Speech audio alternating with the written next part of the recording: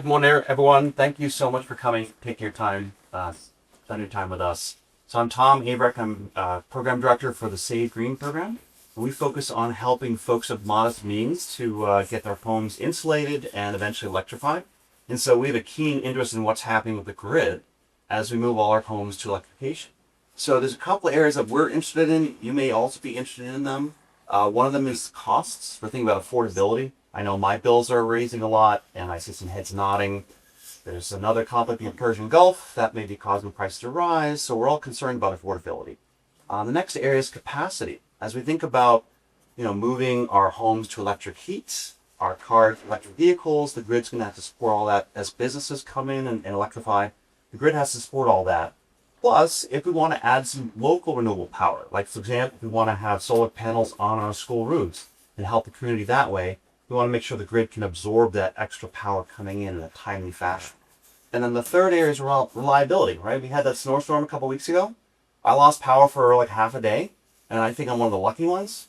I think about Cape Cod, they had a real rough climb. I know I'm very thankful for the National Grid crews that got out during the storm while I was awake in my living room.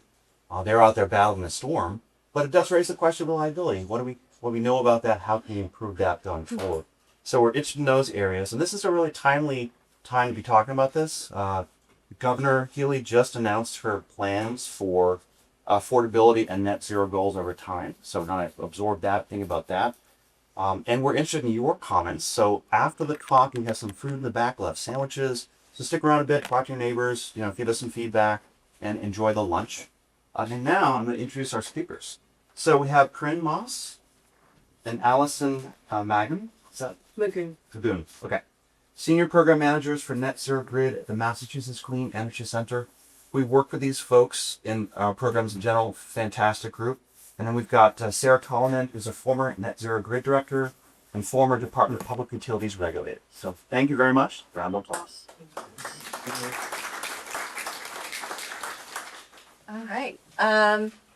Kick this off. So this is a great group to be here on a Saturday. Thanks for your interest in the electric grid. It's one of my favorite things to talk about. So I am very pleased to spend my Saturday doing this. So this, I think that can be kind of informal here. We had a set of slides that we kind of used in different settings. We pulled some content together.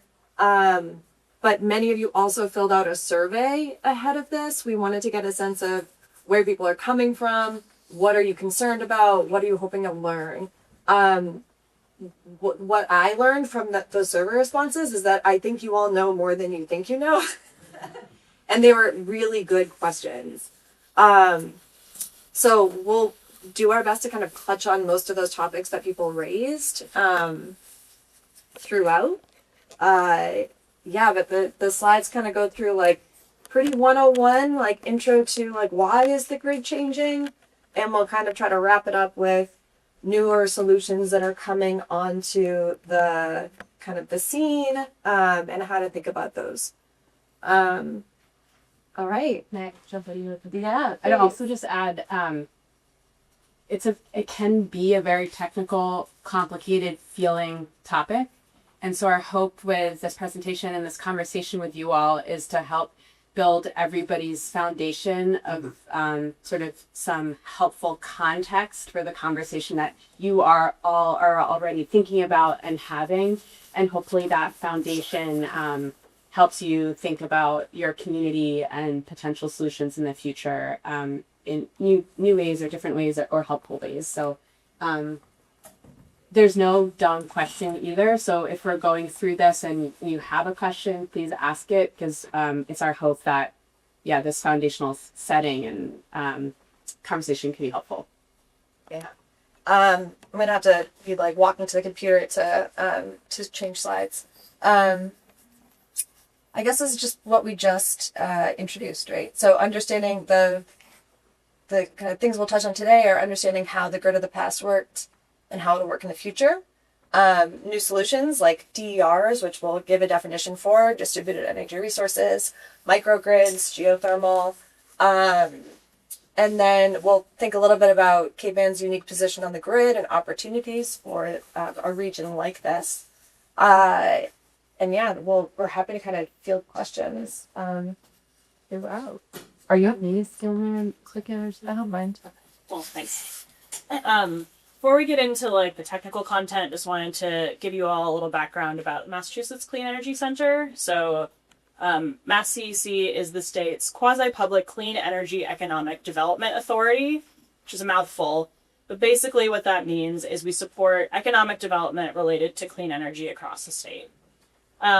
So we do that in a variety of ways. You can see our breakdown of our 4 different focus areas.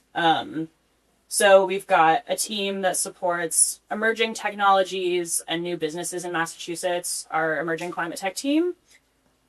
We have an offshore energy team, including some wind turbine testing centers, offshore wind forts. We have a large workforce development arm that trains the workforce of tomorrow, and it's a really great internship program for young people as well. And then we have the team we sit on, Alison and I sit on the Accelerating Decarbonization team. And so this team looks at ways to catalyze innovation and technologies that we know we need, but that need a little push from the public sector to get going. So within that group, we've got 3 teams, one focused on high performance buildings, one focused on clean transportation, and then our group, the Net Zero Grid group. So we work in a variety of ways. MassCEC writ large does a lot of grant funding. Our group does some grant funding, and then we also work in some research, some convenings. We're often looking at new solutions sort of like before policy is developed. We're like helping get people together to talk and learn about potential new directions. That's MassCEC. Okay. So just to give you some sense of thanks, Sarah. Some sense of where we sit in the landscape. There are a lot of people involved in the grid in Massachusetts. So this shows some of the most important players. We have the utilities who own and operate the electric grid. We have the Department of Public Utilities that regulates the utilities and allows what they can and can't like spend money on and earn money from. We have the Department of Energy Resources, which is our policymaker. The legislature, which often interacts with electric grid policy. Importantly, we have ratepayers, the people paying the electric bills. And then we also have community and advocacy groups and the private sector. Something important to note is that all of these groups often interact in highly regulated, basically like legal settings. Our group and MassCEC writ large sits completely outside of that like regulated framework. So we are not the policymaker. We don't develop any policy. We're not like regulating the utilities. But what this allows us to do is have open and more informal relationships among all of these parties and fulfill our role as a convener. I also just want to caveat that means that we do have a specific role in the ecosystem, and because of that, we may not be able to answer all of your questions, like specifically like about policy or something, but we're happy to take them regardless. But just wanted to lay that foundation so you know where we're coming from as we do our work. Great. So what we're looking at on the screen, and I think it's also represented in this handout that we also have, so it's perfect, is a representation of how the grid traditionally has worked. So some key elements here are that electricity starts somewhere probably far away in a large power plant, and that's where the generation occurs. And then the electricity moves through our transmission system. And you can think of our transmission system like a highway for electrons. So these electrons are moving very quickly over long distances. And then they hit a substation. And you can think of a substation like an off-ramp of that highway. The electrons slow down, and the voltage is slowed as well. And then from the substation, it moves into the distribution system. And these, even if you look outside, you can see holes and wires in your neighborhoods or where your businesses are. And then ultimately the electricity serves our homes and our businesses. And these are sometimes referred to as load. You can see that the arrows underneath are all moving from generation through to our homes and our businesses. So the electricity is moving in one direction. And what we're going to talk a fair bit about today is our distribution system. So the distribution system is from the substation into your homes and your businesses. Substations. A quick note on these. They're a very important part of our electric grid infrastructure. They themselves do not emit any emissions. They're meant to, again, step down the electricity from that very high voltage into the slower, safer voltage that we can have in our homes and our businesses. There's different types of substations. They look similar to this, and some of them can even be underground or inside. Okay. Is this me? Yeah. Okay. So traditionally, the electric system was built for smaller loads, things like our light bulbs, our refrigerators, ACs at some point. And that's how it's always been. But as probably many of you all are aware, as we electrify, as we try to stop our reliance on fossil fuels, we're starting to use more electricity. And Massachusetts were projected to have close to, or if not more than double the electric demand in the coming years by 2050. So this is sort of unprecedented electric demand and electric growth. So in the past, these very small loads of our lights, our refrigerators, they pale in comparison to what we're going to need if we're going to electrify our heating, electrify our transportation. And so we're in a pretty unique place of how are we going to meet this electric demand. All right. So, oops, I'm going to click through that, but then I can talk through the slide. So this is just to represent kind of the scale of what we're talking about. Alison just said that we're looking at kind of a doubling-ish of total demand on the electric grid. It's made up of kind of all these things on the left. 100 times the number of heat pumps by 2050, 2 times the amount of energy storage, 10 times the amount of renewable energy, 75 times the number of EVs, and that all kind of sums to this 2x plus amount of demand. So on the right, the top is showing electric load, so you can see kind of 2020 to 2050. It's kind of conventional load, and then on top of that you have EVs, you have space heating. This also has hydrogen and electric boilers represented as part of that growth. These are all from the state's Clean Energy and Climate Plan, CECP. And on the bottom is the amount of installed capacity. So how are we meeting that demand? What are we meeting it with? It includes, at the very bottom, we have nuclear, and then there's gas generation. There's a teeny tiny bit of oil that kind of peters off. And then there's offshore wind, onshore wind, and solar and storage. So that's kind of the picture of what's going on. Okay, is this me? Do you mind if I ask a question? Yeah, So those are projections and sort of hope for. it's the plan. Yeah. Yeah. Yep. Exactly. Okay. All right. So, how do we kind of make that happen? The grid needs to kind of support all of that. The grid has to support all of that load. It has to be ready to serve all of that demand. It also has to be ready to interconnect all of that renewable energy. And as we're, and so the way we used to, like the traditional way of doing that is to build more infrastructure, to build more substations, increase the capacity of wires. And we're still going to need some of that.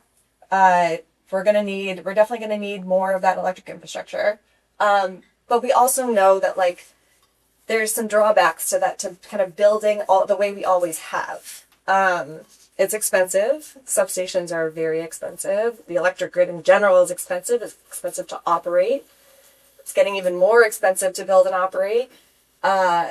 It takes a long time to build grid infrastructure. There's like a 10-year timeline over which you have to plan and build a substation, depending on kind of its size. Those timelines are getting longer, partially because of the supply chain, partially because it's really difficult to find the places to build these things. We are a very tight state in terms of the space we have available. It's disruptive. These are construction sites for the couple of years they're being built. And we also know that historically, where they've been sited and how energy infrastructure has emerged in the state has led to disproportional burdens and benefits. There tends to be more of this infrastructure in places that are disadvantaged. So there's room for improvement. There's room for kind of doing things differently than we've always done them.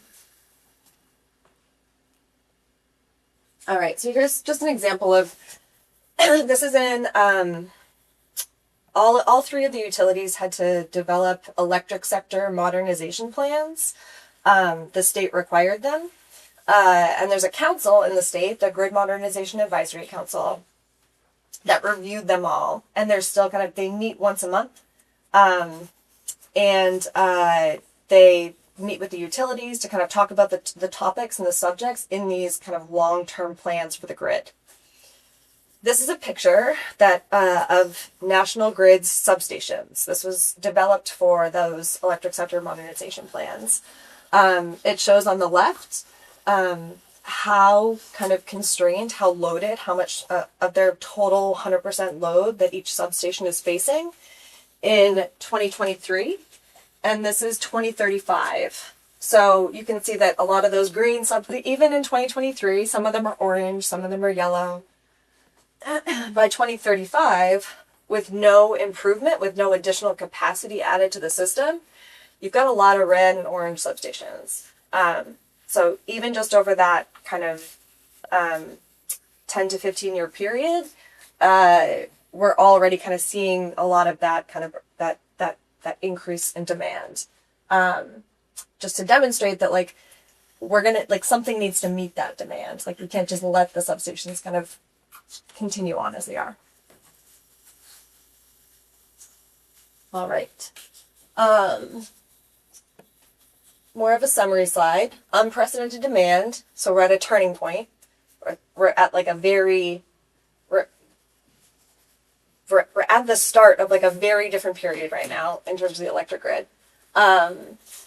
We're looking for new solutions to minimize some of those challenges that we talked about. And at the same time, it's very much an opportunity to think about how do we kind of develop the grid and our infrastructure and our energy system in a way that can kind of address those equity and disproportional benefits and burdens that we've seen in the past. All right, this is you, Alison. Okay, so Sarah talked about how we've traditionally done things, how we've traditionally met demands, electric demand. And so we're going to start talking about a potential solution, which is DERs, or distributed energy resources.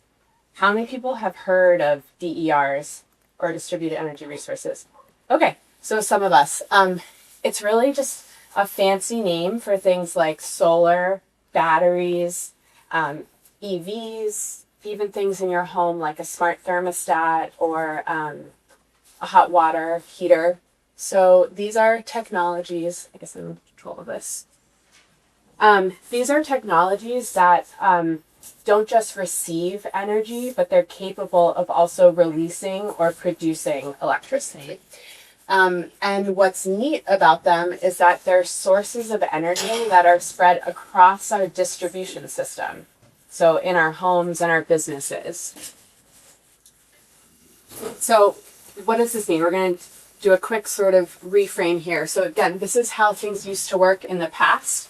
Our electricity was generated over here, and it had to move through transmission, down through a substation, into our distribution system to meet our homes and our businesses.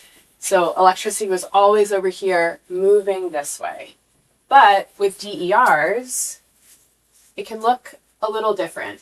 So this is a representation of what it could look like. So again, we have generation and transmission, and then this gray, darker gray box is our distribution system. And immediately, one big difference you'll see is that these lines in here now are going in both directions. And that's because these distributed energy resources, these batteries, solar, our EVs, can be sprinkled throughout our distribution system. And now, next to our homes and our businesses within these things, we have the ability to generate electricity or to release electricity back onto the grid or onto the grid in different places. So why are DERs a potential solution? I just mentioned it. They can be located many places on our distribution grid. They can not just use electricity, but also release. And they're capable of, they're smart. They're capable of changing when and how much electricity they use or take or release. Okay, so let's look at an example. And I mean, I really do love this picture that is on your handout, the conventional grid, because it looks very similar to this. So it's perfect. So here is an example of how DERs, distributed energy resources, might be able to be helpful for a local grid constraint. So we have on here two substations, substation A at the top and substation B at the bottom. Substation A serves all of this downstream of it, and substation B serves all of this downstream of it. One important thing to know about substations is that even if there's a house right next to substation B, if that house is not electrically connected to that substation won't serve it, okay? So a substation only serves the loads that are downstream from it. So in this example, the utility forecasts that substation A is going to have a constraint. There's going to be a time in the future where the electric demand, surpasses what that substation can meet or serve. And so in the past, they would have had one option, which is to upgrade that substation, to do a construction project to make that substation capable of meeting that additional electric demand. But there could be another option with DERs. So if a utility can look downstream of that substation and say, hey, it actually looks like there are DERs, there are sources of energy, things that can change how and when they use electricity downstream of substation A. And they look and they say, look at this, there's some houses that have EVs, there's some houses and businesses that have solar, there's some industrial customers that also have some of these capabilities. You think we can probably do that. So this provides an opportunity to potentially be able to look at a different solution other than just upgrading the substation. Okay. So how do we have you ever heard of the term grid services? No? Okay. Sometimes people refer to this as grid services, and that's where this comes from. DERs on the distribution grid can provide a service to the grid by releasing or using electricity in different ways than we've ever been able to do so. And that's sometimes called grid services. And we'll refer to that term here in a little bit. But one thing that's very important about this is grid services are services that occur at a very specific location because it needs to be downstream from that constraint and at a specific time because we're using electricity at different times in our day, and probably most of us are using a lot of electricity when we're coming home from work in those evening hours right now, as an example. So this is a bit of a repeat, but here's another example. We have a distribution grid constraint. In the past, the utilities had one option. What was it? Expand. Exactly. To build that substation, make it bigger to meet it. And that obviously costs money and time and all the other things that Sarah mentioned. But if DERs downstream of that substation might be able to provide grid services, we have another option. Utilities might be able to pay the owners, the operators of these distributed energy resources, DERs, for the grid services that they're going to provide to meet that grid constraint. So that also means that if this money that can be paid to the DER owners and operators is less than the money that would have been spent to upgrade a substation, then there are savings that all ratepayers can experience. Okay? Yes. Except that you're not getting as much money back for providing the electric to the substations if you are a solar producer.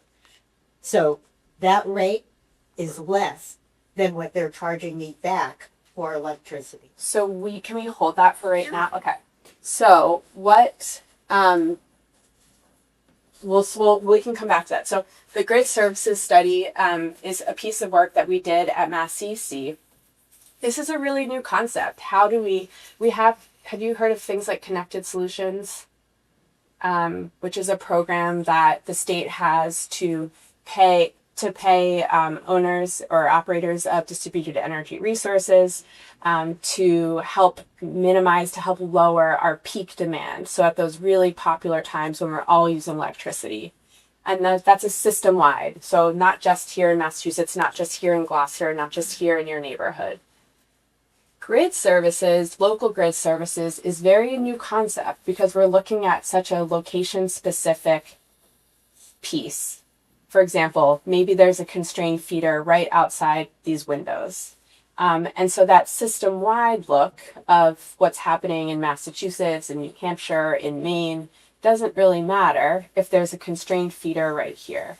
So this is very, very new. And one of the things that we are trying to figure out is what is the value of a DER providing a grid service at a very specific location and at a specific time? And how do you compensate the owners of that DER for that grid service?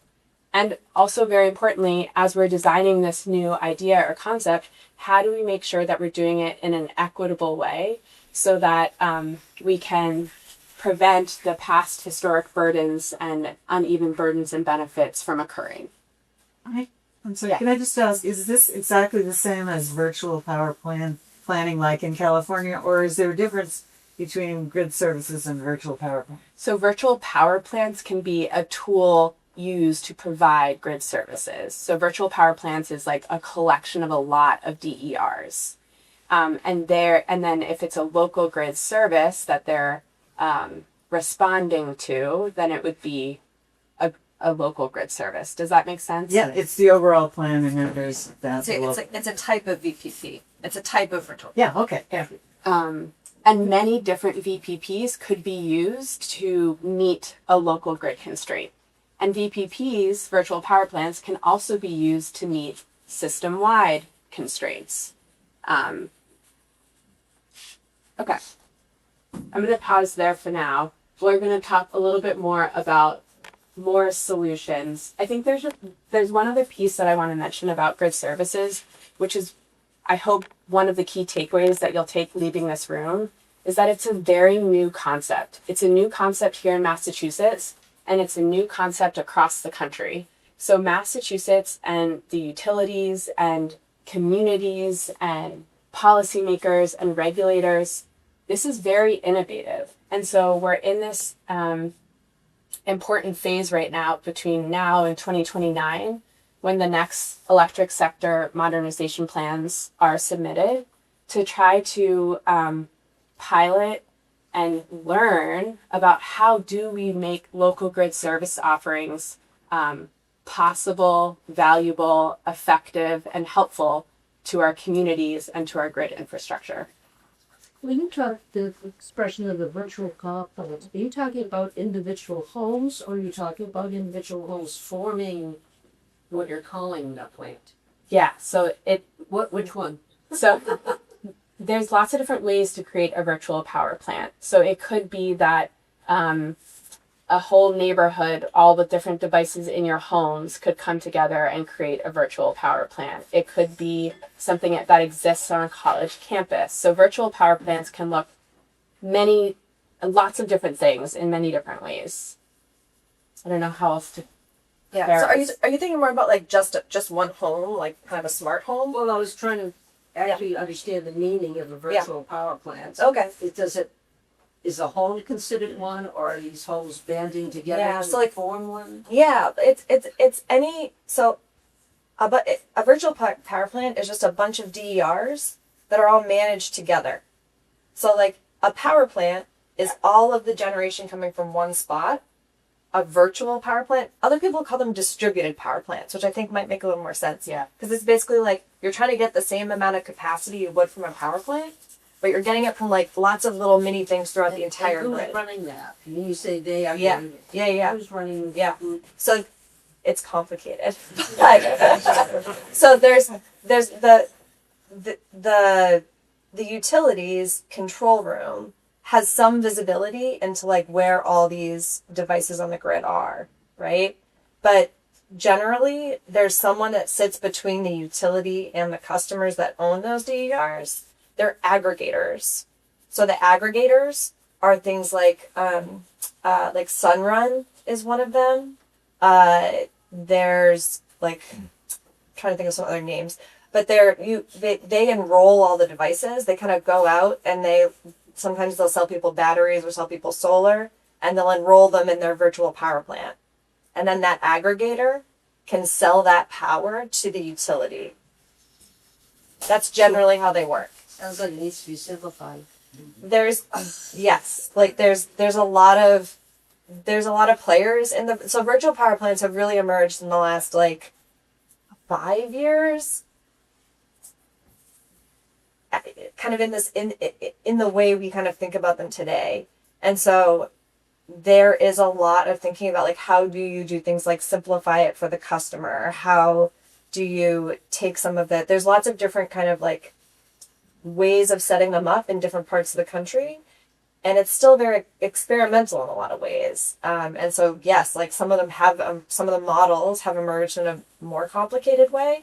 They're definitely still evolving and hopefully get to a place where they're kind of more off the shelf. So Sarah, we have one big transmission line. Does it end in Beverly or Salem? Is it? Well, yeah, it ends in Beverly. It ends in comes Beverly. to- Everything else northeast is one set of distribution lines. So for that whole region, that it would take more than 10 years to build more transmission capacity. You could have a virtual power plant for the entire region. Is that right? Yeah.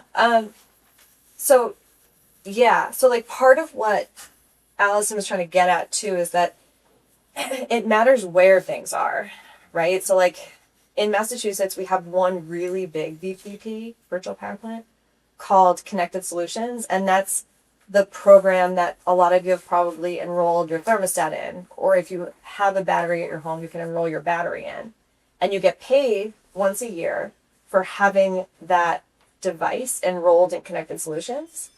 When you get paid for that, like for signing your thermostat up, you give the utility the ability to toggle your temperature up or down when they have a just a couple times a year. It's a limited number of times a year when there's a peak event.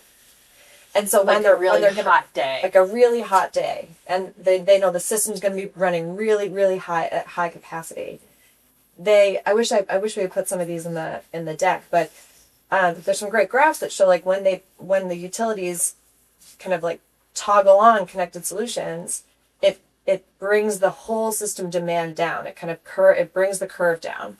And So you'd have to be a heat pump person to do that because it would make nope, sense. you just need a smart thermostat. Okay. And so that's like one big region-wide VPP because it takes any device that's in that VPP, toggles them all down at the same time. What this new grid services idea is about is that you're looking at a small subset of those so that you can target one small constraint on the system. The only way we can do it right now is this big like toggle up or down the whole system. But it's a very different thing. That's really only getting at the supply side of the equation where we're looking at we don't have enough that we're reaching the constraint of the amount of supply we have. Grid services is talking about the distribution system. It's talking about this transformer or this substation doesn't have enough capacity. So like they were built for a certain amount of load to go through them. But if they're constrained, if you can change the things that are just downstream of them, that device is serving, that's a grid service. And what it's doing is it's not about the supply, it's not about the amount of energy, it's about how big the delivery system is. That's bringing that energy in. Where does the national grid come in all this? They're on top, and all these other substations or whatever are feeding the international grid, or is it all? Yeah, so National Grid owns the substations and the lines. But the poles and the The wire. poles and the wire. And they continue. You mean in terms of like when we have grid services, when we use... Right. So, yes. So like right now, National Grid is testing out grid services. So they're spinning up pilot programs where they're paying households. There's one pilot that we're starting in Salem right now for doing just this. So there's constrained parts of the grid that National Grid owns, and they're saying, okay, well, we don't have time. Instead of building a new substation or instead of adding more transformers into that substation, into an existing substation, we're gonna pay households to use electricity differently so that we don't have to do that construction. And if you avoid that construction, that's the money that you're using to pay those households. It's calibrated, is what you're saying, essentially. Calibrated so that it's yeah. fine-tuned and they're going to know. Yep. So there's no waste here, too much here, and too little there. Yeah.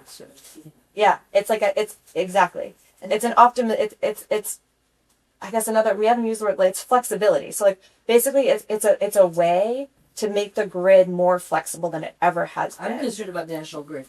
They're buying into this. There's no conflict here or competition. National Grid is saying yes. They're an very important player, and that's not just National Grid. Obviously, National Grid operates here, but Eversource. Right. One thing that we haven't said, which maybe everybody already knows, but our electric infrastructure is sized for the peak demand. So the time of day, the time of year when we are using the most electricity.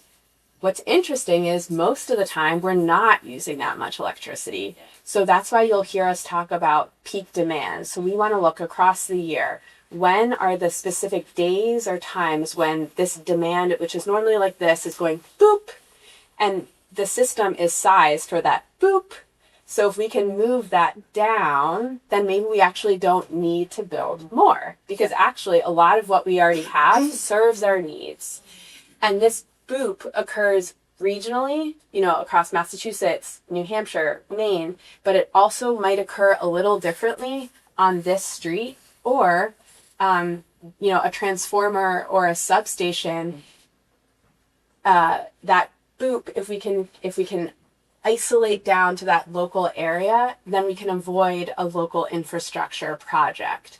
So that's what we're talking about, which is so new, is this very location specific. How might National Grid, how might Eversource be able to change the way that they're thinking about construction and investment and avoid it or delay it?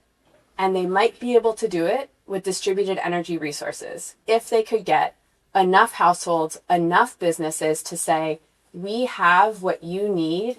This is a very gross simplification, to push a button and have us activate for you so that our little street, our community doesn't use more electricity than our specific infrastructure can handle at that point of time and location. Is that helpful? I thought that was a great explanation. Sarah, as Great. So two areas that I'd like to go in. So the virtual power, right? So just if I have an agreement with Sunrun to plug in my car so that the battery is putting electricity into the grid. Yep. So that would be an agreement, a contract I would have Yep. with them, Exactly. and then they would tell me when I have to do that. Mm-hmm. And it might not even be it might also just be when you're charging. Yeah. National Grid might just say, please don't charge between Right, don't 4 and charge 8 between, p.m. But just charge at charge 2 it. a.m. in the Exactly. morning, Yeah. Yes. and that's part of that. So Yep, that it's helps lower flexibility, right? Yeah. So like that's the whole idea behind this is we have all these sources and sinks of energy all across the grid now. It used to just be sinks, and now we have sources too, right? And we're saying that the more of those that we have, and the more visibility we have into them, and the more we can kind of toggle them on and off, the more flexible our grid can be, and the more flexibility we have across the grid, the less grid you need to build. Just because of what Alison was saying, if we can avoid this peakiness and we can smooth things out, you don't need as much grid for this level as you do for like the peaks, right? Because you have to build it to meet those peaks. So that's the whole idea. We're trying to smooth things out using flexibility to smooth out that. So Cape Ann is at the end of the line, Yep. right? So we've only got one main transmission line coming, and it goes right through Manchester. It goes underneath the culvert that's going to get wiped out in a storm. So right now we have businesses that want to grow. National Grid said, "Sorry, we don't have the capacity." So Cell Signaling and folks at Blackburn, they're saying, "Sorry, we can't provide you the 30 megawatts." Yeah. Of power that you're asking for. Mhm. Does a virtual power plant have that kind of capacity? Not yet. So it couldn't substitute. No, because if you think about you would need 30 megawatts of flexibility downstream of that. Right. That would mean that you would need 30 megawatts of people with batteries on their houses, Right. or the ability to flex their demand down Yeah. in order to allow that additional 30 megawatts to do its come on thing, board. right? Yeah. And so that's That's it's too big of a hard to stretch. imagine Yeah. that you would. So you're that's why we're still going to need to build some new infrastructure, right? That we're not going to get we're just using so much more power than we used to. This is the piece of the puzzle, not the whole. But not the whole in puzzle. the future, you could see there is that capacity there. If everyone had solar panels and they had these, and EVs and whatever, that there is capacity there. TBD how much that is. I don't know. Nobody knows. I mean, you could do some exercises to figure out if you put a battery in every house, if you slap solar panels on every single building, how much capacity would that get you? I don't know. I'm just going to do a quick pause to a few things. We have a few more slides talking about a few other solutions. These are all really great questions. I want to make sure we have time for them.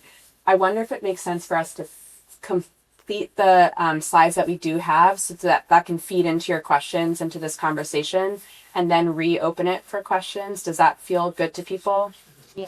Okay, wonderful. All right. All right, we're going to do a quick transition into some other programming that MassCEC is doing that I think would be of interest. Skip a couple of things. So I think 3 themes that I want to get across with our programming is that we need the grid to be smarter. So we need it to be able, as they were just talking about, to be more flexible. We want to save money to protect ratepayers, and we want it to be more resilient in an outage. So the next couple of programs and solutions I'm going to talk about try to get at some of those goals. So first one, perhaps has anyone heard of microgrids? Okay, microgrids are a super flashy topic, but it can be a little bit complicated or more nuanced. So basically, you can think of a microgrid. Most buildings as we have them now, they're all connected to the main grid. If you have a power outage, power goes off.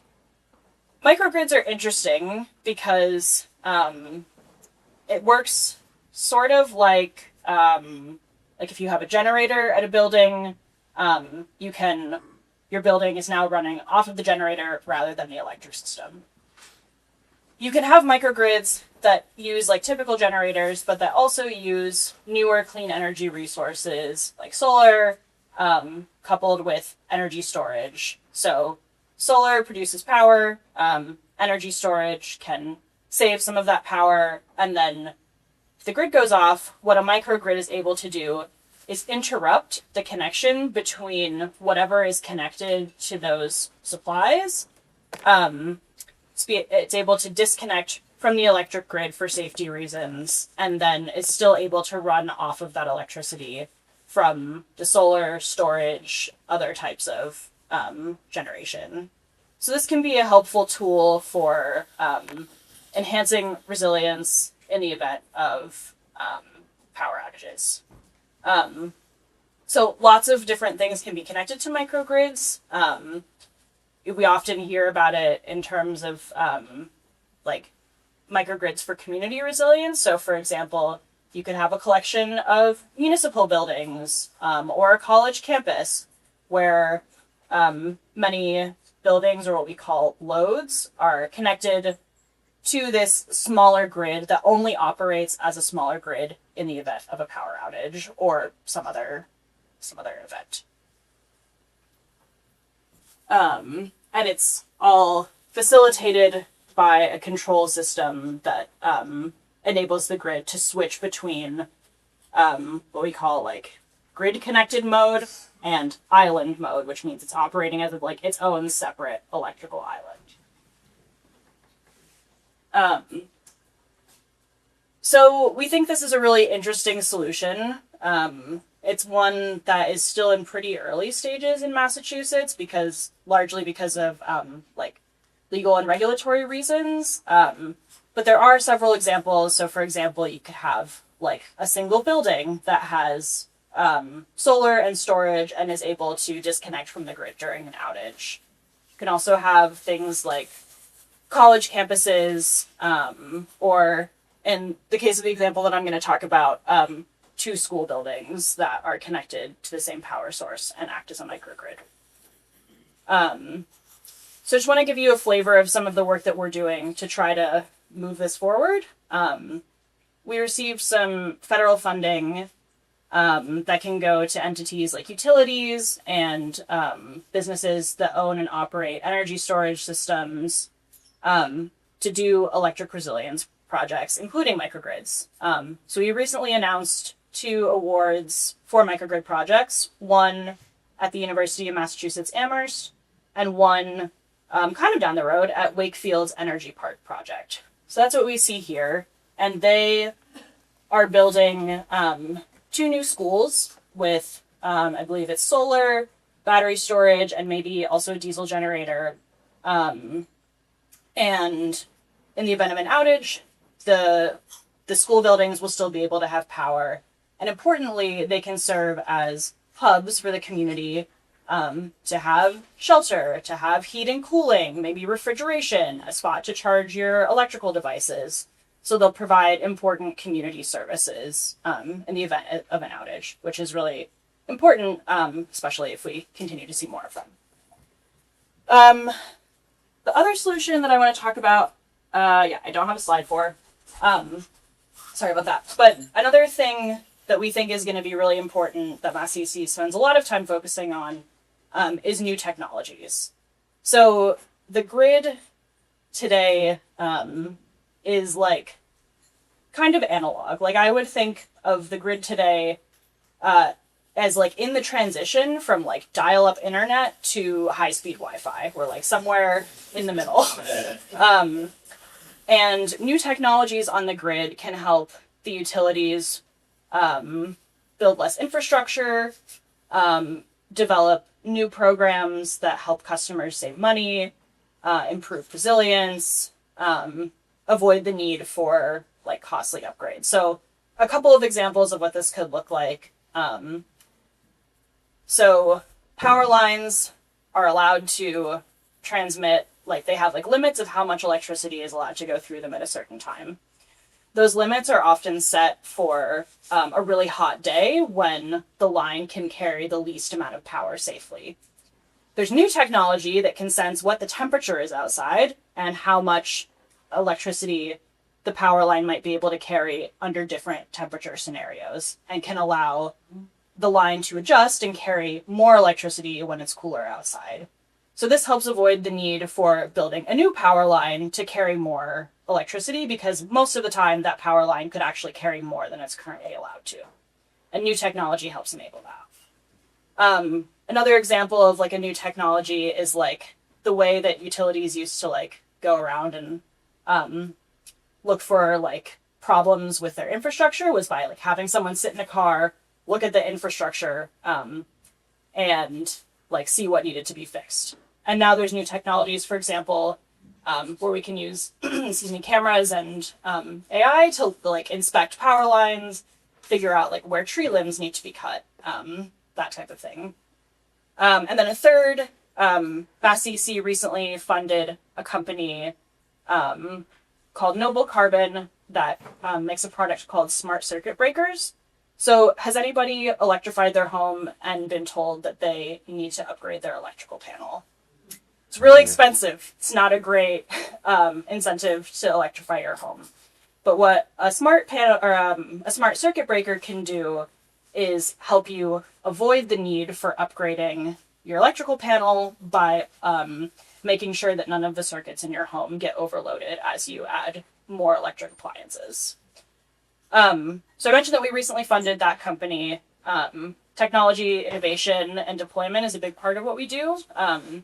So we run a grant program that helps make connections between the utility companies and technology providers.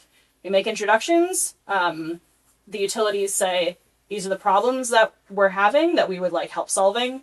The technology providers come with solutions, and they jointly apply for grant funding for the technology provider to demonstrate their new technology on the utilities system.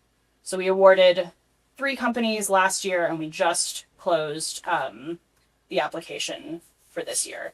So those are just like some of a flavor of different types of solutions that MassCEC is also working on, in addition to DERs. I think one thing that I'd like you to leave with is that this is a really big problem, and there's not just one solution. There are lots of solutions that will all have to work together, and different places will need different solutions. So we're working on sort of like a broad range of solutions to try to get everybody to a modern grid, but different things will work. Things need to work together, and different things will work best in different places. Corrin? Okay, I think that's it. Why me leave up the picture of the future crane? Just so that sounds good. Reference point. Right. Okay. So, how are we doing? Yes, This one, Alison. Right. Okay. So I think we should open it up to questions now. I want to